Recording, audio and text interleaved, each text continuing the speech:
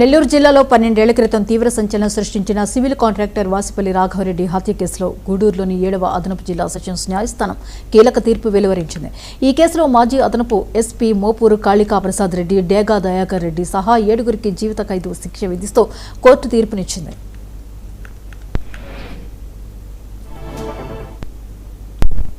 నెల్లూరుకు చెందిన వాసిపల్లి రాఘవరెడ్డి సివిల్ ఇంజనీర్గా కాంట్రాక్ట్ పనులు నిర్వహించేవారు. 2011 డిసెంబర్ 13న రావూరు చిట్వేల్ రోడ్డులో జరుగుతున్న కాంట్రాక్ట్ పనులను పరిశీలించేందుకు తన టొయోటో క్వాలిస్ కారులో వెళ్లిన ఆయన తిరిగి రాలేదు. దీంతో ఆయన కుమారుడు ఇచ్చిన ఫిర్యాదు మేరకు రావూరు పోలీసులు కేసు నమోదు చేసి దర్యాప్తు ప్రారంభించారు. అనుమానితులను అదుపులోకి తీసుకుని విచారించగా విస్తుపోయే నిజాలు వెలుగు చూశాయి. 2011 డిసెంబర్ 19న వైఎస్ఆర్ కడప జిల్లా బద్వేలు పెద్ద చెరువులో రాఘవరెడ్డి మృతదేహాన్ని వెలికితీశారు.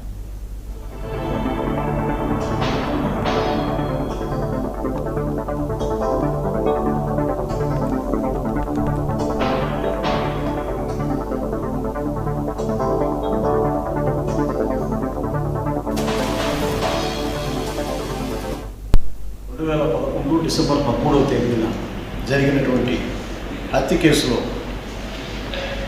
ఆ సివిల్ కాంట్రాక్టర్ అయిన వాసిపల్లి రాఘవరెడ్డిని కిడ్నాప్ చేసి అతన్ని హత్య గావించిన దాంట్లో ఆ కేసులో ప్రధాన ముద్దాయి డేగా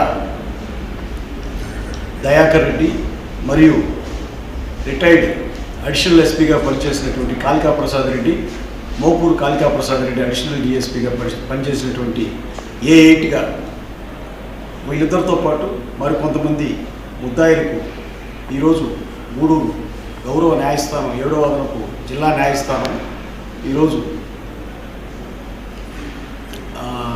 జీవిత ఖైదు విధించడం జరిగినది.